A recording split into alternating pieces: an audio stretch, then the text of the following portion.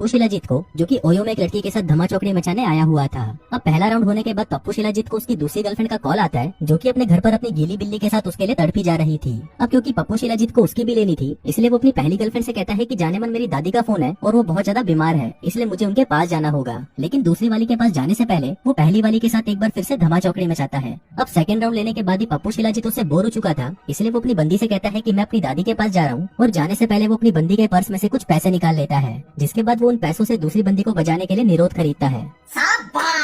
फिर रात को अच्छे से तैयार होकर वो अपनी दूसरी बंदी के घर पहुंचता है, लेकिन अंदर जाकर वो देखता है कि घर में पूरा अंधेरा है। पप्पू शिलाजीत को लगता है कि शायद उसकी बंदी चुपके से आकर उसका मुंह में लेगी, लेकिन तभी अचानक पीछे से उसकी बंदी आकर उसके सर पर बेसबॉल बैट से हमला करके उसे बेहोश कर देती है। फिर कुछ देर बाद जब पप्पू शिलाजीत को होश आता है तो वो खुद को एक रेगिस्तान में पाता है। वो देखता है कि सिर्फ कच्छे को छोड़कर उसके बाकी सारे कपड़े उतार लिए गए हैं। फिर वो अपने कच्छे की जेब में हाथ डालता है, जहाँ पर उसे एक निरोध का पैकेट और उसकी चारों गर्लफ्रेंड्स की एक फोटो मिलती है, जिसका मतलब था कि उसकी चारों गर्लफ्रेंड को पप्पू शिलाजीत के बारे में पता चल चुका था, इसलिए उन सभी ने मिलकर उसकी गांड फाड़ने का ये प्लान बनाया। अब ये देखकर पप्पू शिलाजीत गुस्से से पागल हो जाता है, जिसके बाद वो उस रेगिस्तान में इधर उधर घूमकर वहाँ से बाहर निकलने का रास्ता ढूंढने लगता है, लेकिन काफी कोशिशों के बाद भी उसे बाहर का रास्ता नहीं मिलता। अब काफी देर ऐसे ही घूमने से उसे हेलुसिनेशन होने लगता है, जिसकी वजह से वो रेत को ही पानी समझकर पीने लगता है। इसी दौरान उसके पास कुछ लड़कियों का एक ग्रुप आता है, जिसके लीडर का नाम होता है चंडाल चूची। अब वो सभी पप्पू शिलाजीत को जिस तरह घूर रही होती है, उसको देखकर उसे लगता है कि शायद वो उससे अपनी पिंकी पिटवाना चाहती है, इसलिए पप्पू शिलाजीत चंडाल चूची के पास आता है और उसे कहता है कि ये मुंह से अपना कपड़ा उतार और जल्दी से आकर मेरा मुंह में ले। अभी देखकर वहीं पास में खड़ी एक लड़की पप्पू शिलाजीत के सर पर भाला मारकर उसे बेहोश कर देती है, जिसके बाद वो सभी लड़कियां पप्पू शिलाजीत को बांधकर अपने गांव ले जाती हैं। हम देखते हैं कि वो औरतें जिस गांव में रहती थी उस गांव का नाम चूची गांव था, और इस गांव में रहने वाली सभी औरतें ही थी। यहाँ पर आदमियों को गुलामों की तरह रखा जाता था और औरतें उन पर हुक्म चलाती थी। आदमी यहाँ पर औरतों की सेवा किया करते थे और रात को उन्हें संतुष्ट किया करते थे, लेकिन अगर कोई भी आदमी उन्हें संतुष्ट नहीं कर पाता था तो ये औरतें उन्हें मारकर खा जाती थी। फिर गाँव में ले जाकर पप्पू शिलाजीत को बाकी आदमियों की तरह एक पिंजरे के अंदर कैद कर दिया जाता है। अब ऐसे ही कुछ दिन बीत जाते हैं और फिर एक दिन पप्पू शिलाजीत के पास घोचूलाल नाम का एक आदमी आता है और वो उसे बताता है कि मैं एक साइंटिस्ट था और मैं यहाँ पर अपनी टीम के साथ इन लड़कियों पर रिसर्च करने आया था। दरअसल हम ये देखना चाहते थे कि ये औरतें हमारे छोटे पप्पू को 2-2 घंटों तक अपने मुंह में कैसे ले सकती हैं। लेकिन जब मेरी टीम वालों ने इन्हें मुंह में दिया तो ये औरतें चूसने की जगह उनका काट कर खा गई और फिर उन्हें जान से मार डाला। इसके बाद वो सभी औरतें मुझे भी मारने वाली थी, लेकिन यहाँ की एक प्रीस्ट ने मुझे इनसे खरीद लिया और मैं बच गया। फिर जाने से पहले वो पप्पू शिलाजीत से कहता है कि आज रात को यहाँ पर एक फेस्टिवल होने वाला है, जहाँ पर ये औरतें कुछ आदमियों की बलि देंगी। फिर रात को जब वो औरतें पप्पू शिलाजीत को लेने आती है तो उनको देखकर वो चूतियों वाली हरकतें करने लगता है ताकि वो उसे पागल समझकर छोड़ दें, लेकिन इससे उन औरतों को कोई फर्क नहीं पड़ता और वो उसे बांधकर दूसरे आदमियों के साथ घसीटते हुए स्टेज तक ले जाती हैं। इसके बाद वहाँ पर गांव की पुजारन काली शक्ति आती है, जो कि एक एक करके उन आदमियों के छोटे पप्पू को काटने लगती हैं। अब ये देखते ही पप्पू शिलाजीत की फटकर 464 हो जाती है, लेकिन फिर जब उसकी बारी आती है तो रानी उसके सामान को काटने से मना कर देती है, क्योंकि रानी को ऐसा लगता है कि पप्पू शिलाजीत उसकी वो प्यास बुझा सकता है जो कि बाकी के आदमी नहीं बुझा पाए। फिर रात को पप्पू शिलाजीत को रानी को संतुष्ट करने के लिए उसके कमरे में भेजा जाता है। अब उसको देखकर रानी कहती है कि मुझे पीछे से डलवाने में बहुत मजा आता है। अब ये सुनकर पप्पू शिलाजीत खुश हो जाता है और सोचता है कि आज तो मैं इसकी पीछे से लूंगा, लेकिन तभी वहाँ पर कुछ लड़कियां आती हैं और पप्पू शिलाजीत को पकड़कर नीचे लेटा देती हैं, जिसके बाद एक प्लास्टिक का घोड़ा लाकर सीधा उसकी गांड में घुसा दिया जाता है। फिर अगली सुबह हम पप्पू शिलाजीत को देखते हैं जो कि लंगड़ा कर चल रहा होता है।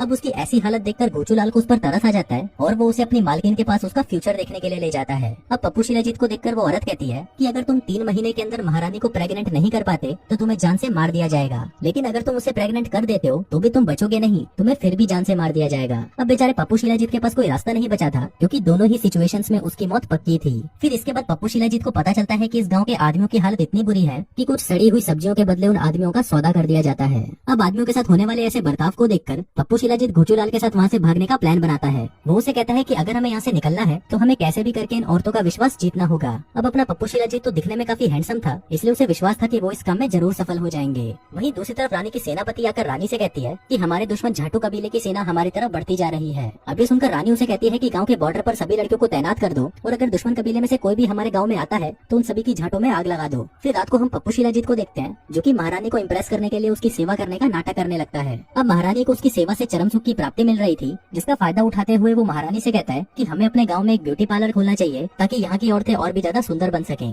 अब महारानी भी उसकी बातों में आ जाती है और वो उसे ब्यूटी पार्लर खोलने की परमिशन दे देती है। दरअसल पप्पू शिलाजीत ब्यूटी पार्लर के जरिए गाँव की औरतों का विश्वास जीतना चाहता था।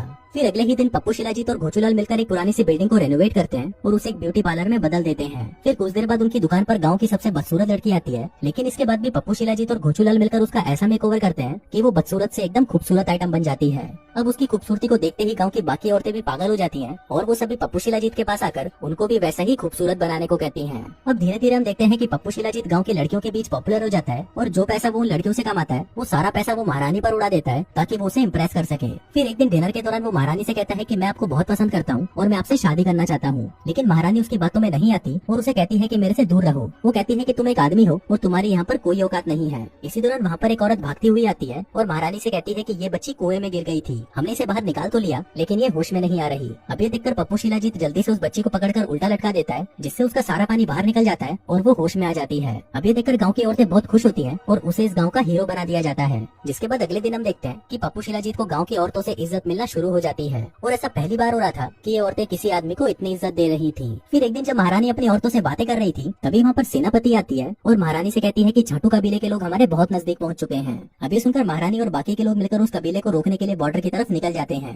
वहीं दूसरी तरफ हम झाटू कबीले को देखते हैं जिसके आदमी आपस में ही लड़कर एक दूसरे को खत्म कर रहे थे। उधर पप्पू शिलाजीत और घोचूलाल मिलकर ये प्लान बनाते हैं कि कल जब ये दोनों कबीले आपस में लड़ रहे होंगे तभी हम चुपके से यहाँ से निकल जाएंगे। फिर अगले दिन जब महारानी अपनी सेना के साथ दुश्मन को मारने के लिए बॉर्डर पर जा रही होती है तभी दुश्मन सेना पहाड़ पर से उन पर हमला कर देती है, जिससे महारानी के बहुत सारे सिपाही मारे जाते हैं और जो बच जाते हैं वो वापस गाँव की तरफ भाग जाते हैं। उधर पप्पू शिलाजीत और महारानी भागकर एक पहाड़ी के नीचे छिप जाते हैं। फिर कुछ देर तक बातें करने के बाद वो लोग देखते हैं कि वहाँ पर बहुत सारे जुगनू आ जाते हैं। अब यहाँ पर पप्पू शिलाजीत और महारानी एक दूसरे को प्यार करने लगे थे, जिसके बाद वो दोनों वहीं पर ही मजदूरी करना शुरू कर देते हैं। फिर अगली सुबह जब वो दोनों गाँव में वापस लौटते हैं तो वो देखते हैं कि गाँव के सभी लोग बीमार पड़ चुके हैं क्योंकि उन्होंने कुएं का पानी पी लिया था जिसको दुश्मन सेना के लोगों ने जहरीला बना दिया था। इसी दौरान वहाँ पर घोचूलाल आता है और पप्पू शिलाजीत से कहता है कि भोली के तू रात को यहाँ से भागा क्यों नहीं। अभी सुनते ही महारानी को लगता है कि वो उनके साथ गद्दारी कर रहा है, इसलिए वो उन दोनों को पकड़ लेते हैं। लेकिन फिर महारानी उसे मारने की बजाय उन दोनों को गाँव से बाहर छोड़ देती है। अब वो दोनों वहाँ से जा ही रहे थे कि तभी पप्पू शिलाजीत को एहसास होता है कि उन कबीले वालों को उनकी जरूरत है, इसलिए वो घोचूलाल से कहता है कि हमें अपने कबीले में वापस जाना होगा। लेकिन घोचूलाल उसे मना कर देता है और उसे कहता है कि तू चूतिया हो गया है। लेकिन अब पप्पू शिलाजीत उस कबीले में जाने का मन बना चुका था, इसलिए वो भागकर उस कबीले की तरफ जाने लगता है। वहीं दूसरी तरफ झाटू कबीले की सेना चूची कबीले पर हमला कर देती है और वो लोग उन औरतों को मारकर अपना गुलाम बनाने लगते हैं। वहीं चूची कबीले की औरतें अपना पूरा जोर लगाकर उनसे लड़ने की कोशिश करती हैं, लेकिन वो उन आदमियों से जीत नहीं पाती।